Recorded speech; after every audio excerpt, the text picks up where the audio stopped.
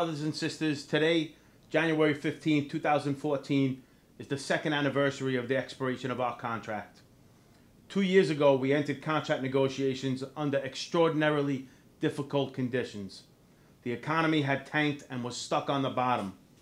We all had friends and neighbors out of work. Pushing for a wage hike would have been hard, even if our strength as a union was up to par.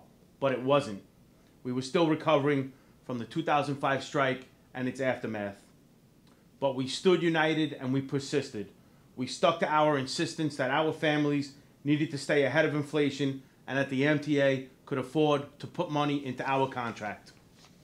Fast forward 2 years and the economy is rebounding.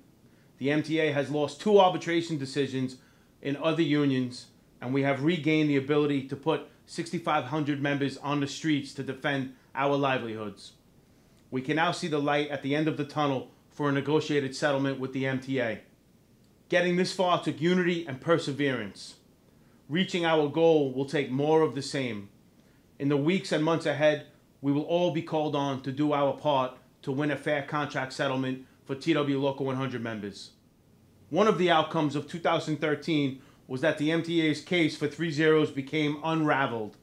This was shown in 2 arbitration decisions that came down on December 21st, 2013.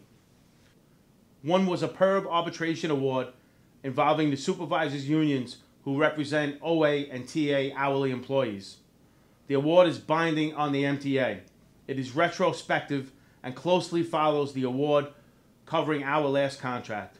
Most importantly, arbitrator Howard Edelman rejected the MTA's argument of inability to pay wage increases. He called the MTA's position not persuasive. The second arbitration came from a federal presidential emergency board covering 7 unions representing workers on the Long Island Railroad. The emergency board recommendation is just that, a recommendation, and it is not binding on the MTA. However, the federal panel also blasted a hole in the MTA's inability to pay argument. The federal arbitrators said that the MTA could fund a contract without impairing their ability to provide safe, quality service or to appropriately complete their planned capital and maintenance projects. In other words, the arbitrators said that the MTA has the ability to pay. As for the MTA's concept of shared sacrifice, the federal panel said it is not reasonable to expect employees as the price of employment to subsidize the underlying operation of the MTA through acceptance of 1 or more years of substandard wage adjustments. So what does this all mean for TWU Local 100 members?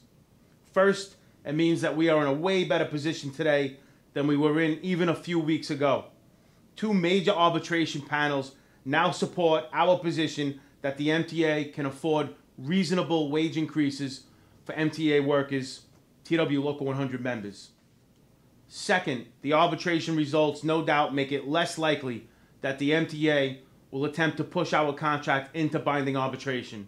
Third, as I recently told the Daily News, the MTA's hollow arguments are now falling like dominoes, leaving them without any argument not to negotiate a fair contract. Their only argument at this point is that they simply do not want to treat their employees fairly.